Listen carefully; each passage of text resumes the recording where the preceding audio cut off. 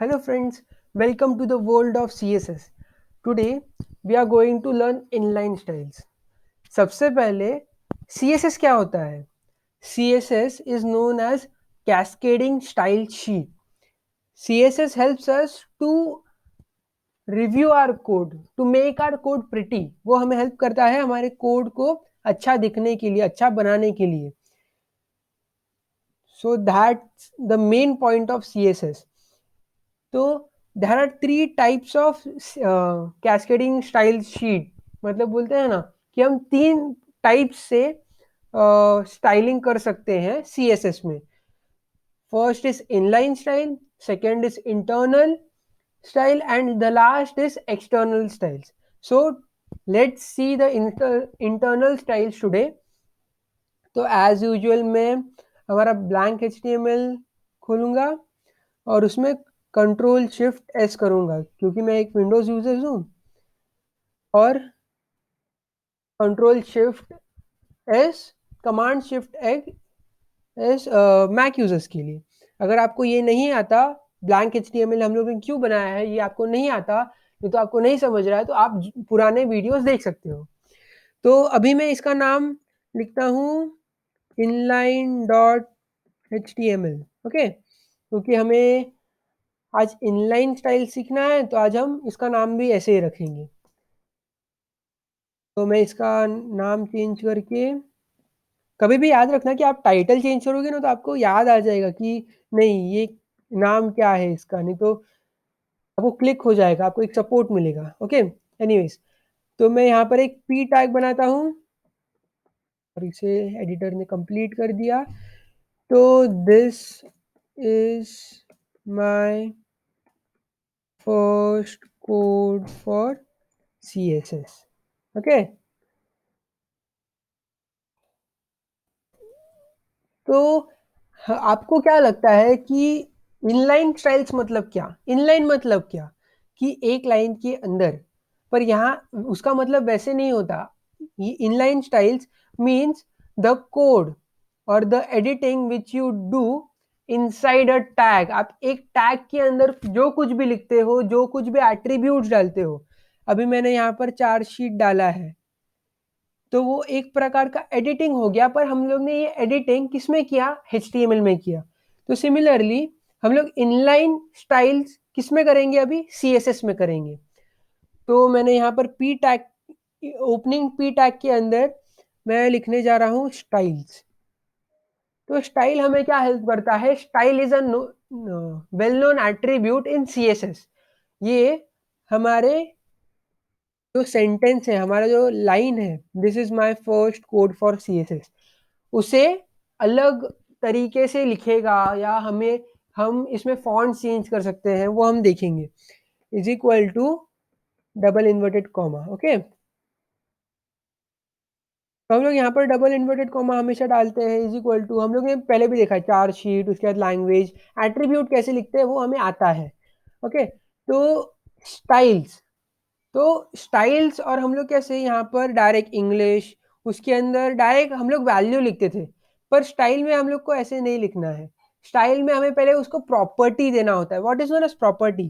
Property वो ऐसी चीज है जो हमें हेल्प करती है एक एट्रीब्यूट को अच्छे से समझाने. मतलब एक स्टाइल एट्रीब्यूट में बहुत सारे अलग अलग टाइप्स ऑफ कमांड्स है, प्रॉपर्टीज हैं. तो ये प्रॉपर्टीज हमें हेल्प करते हैं कि आपको अगर कलर कलर लिखना है, आपको कलर चेंज करना है, आपको फॉन्ट चेंज करना है, तो इसके लिए वैसे अलग अलग प्रॉपर्टीज बनाने में आई है. तो कलर में भी हम 3 से 4 टाइप्स देखेंगे कि कलर कैसे लिखते हैं, कलर कैसे दिखा सकते हैं हम.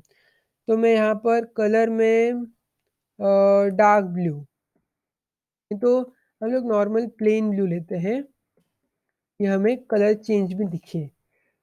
तो हम जाएंगे लाइव, क्योंकि हम विजुअल स्टूडियो कोड में देख नहीं सकते बराबर से, क्योंकि ये ब्लैक है, इसका बैकग्राउंड ब्लैक है थोड़ा, इसके लिए. ओके, मैंने पोर्ट स्टार्ट किया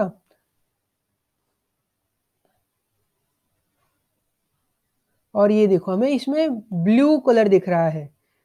ना कि ब्लैक कलर। नहीं तो नॉर्मली हम देखते हैं तो हमें कैसे दिखता है कि हमें ब्लैक दिखता है, हमें थोड़ा अनइंटरेस्टिंग दिखता है, तो ऐसे नहीं दिख रहा है हमें, क्योंकि हमने यहाँ पर ब्लू डाला है।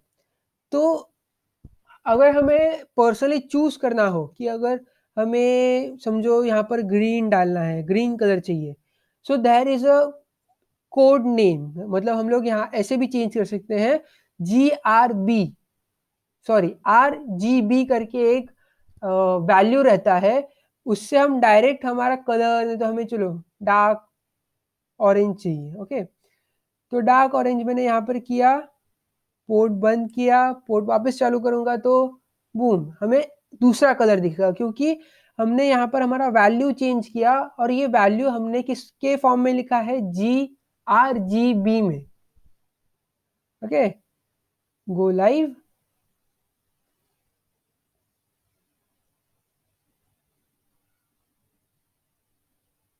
और ये देखो, यहाँ पर ब्लू और यहाँ पर ऑरेंज, क्यों? क्योंकि हम लोग ने नॉर्मली ना लिख के ऑरेंज को हम लोग ने GRB वैल्यू से लिखा है।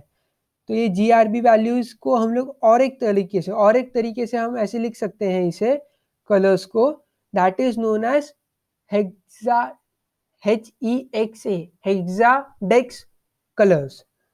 तो हेक्साडेक्स कलर्स को लिखने के लिए हम वी नीड हैश, हैश चाहिए। उसके बाद hexa code consist of minimum 2 और मैक्सिमम 6 नंबर्स और अल्फ़ाबेट्स, ओके। तो यहाँ पर मैं 1828, तो ये एक ग्रीन कलर आ चुका है। और ऐसे मतलब बोलते हैं ना, ये 6 डिजिट नंबर या ये 6 डिजिट अल्फ़ाबेट्स में सारे मतलब सब के सब अल्फ़ा मतलब कोड्स में कुछ ना कुछ कलर तो रहता ही है। मुझे कभी ऐसे मिला नहीं कि, सो यहाँ पर देखो कि हम लोग ने अभी हेक्सा कोड यूज़ किया और हेक्सा कोड ने हमें एक अलग कलर दिया। तो अगर हमें ऐसे स्पेसिफिक कलर चाहिए तो हम HEXA, हेक्साडेक्स कलर। कलर का स्पेलिंग भी हम लोग कैसे लिखते हैं, COLOR। तो यह ब्रिटिश लैंग्वेज में थोड़ा लिखा गया है, इसके लिए थोड़ा इसका एसेंट अलग है, ओके।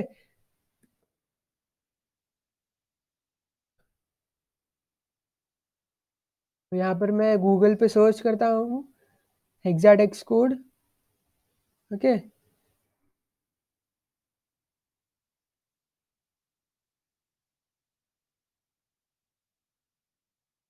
तो यहाँ पर कलर एक्सप्लोरर करके एक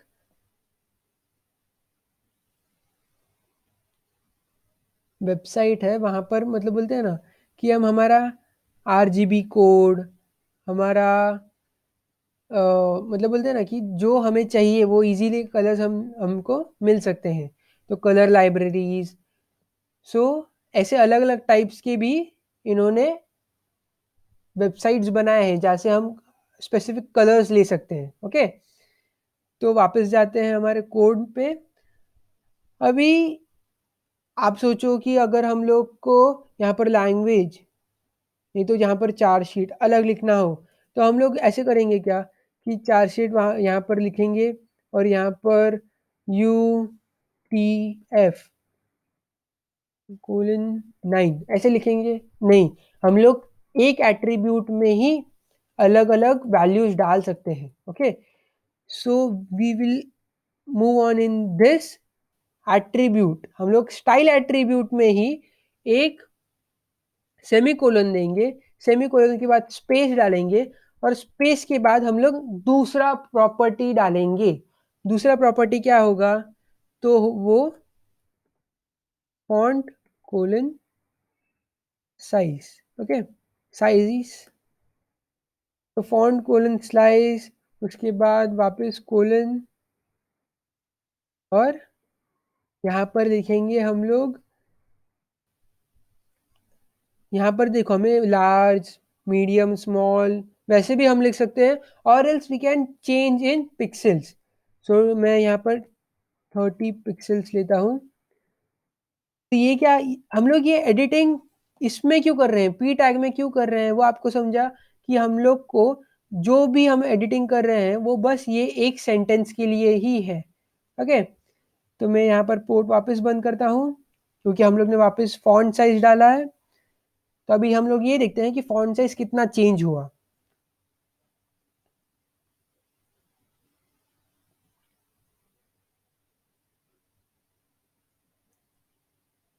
ये देखो फॉन्ट कितना बड़ा हो गया एज कंपेयर टू दिस। तो फॉन्ट साइज चेंज होता है किससे?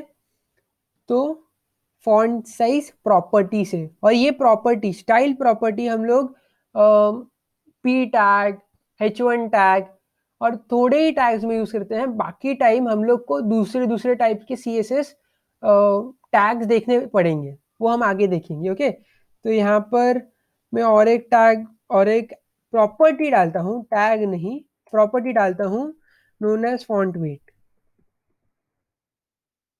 Font weight. अभी आप सोच रहे रहोगे कि मुझे ये सब याद कैसे रहता है, और नहीं तो मैं ये सब याद कैसे कर लेता हूँ। तो बस आपको प्रैक्टिस चाहिए और कुछ नहीं। आप अगर मेरे साथ कर रहे हो तो आपको याद रहेगा ये सब, और देयर इज़ नो इश्यूज, मतलब आपको फ्यूचर में कभी भी याद करने की ज़रूरत नहीं पड़ेगी। ओके, तो मैं यहाँ पर लिखता हूँ बोल्ड, वापस मैं डिस्पोज करूँगा और वापस गो लाइव जाऊँगा।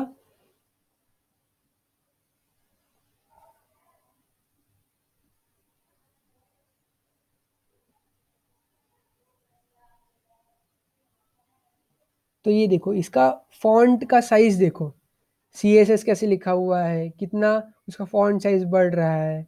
तो उसे वो बोल्ड करके लिखता है। ओके, सो यहाँ पर हम लोग ऐसे भी कर सकते थे कि हम लोग स्ट्रॉन्ग टैग डाल सकते थे, पर स्ट्रॉन्ग टैग का क्या होता है, वो HTML में आता है। स्ट्रॉन्ग टैग, आई टैग जो इटालिक लेटर्स बना देता है। पर हम लोग यहाँ पर क्या सीख रहे हैं, स्टाइल सीख रहे हैं, और स्टाइल कम्स इन CSS। तो हम लोग इसके लिए यहाँ पर ऐसे फॉन्ट वेट करके डाल रहे हैं। ओके, तो यहाँ पर मैं और एक सेंटेंस बनाता हूँ सेम पी टैग का, पी टैग स्लैश, इसे कंप्लीट कर दिया।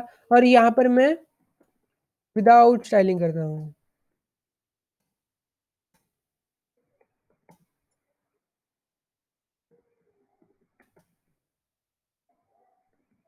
This is my inline code. Okay,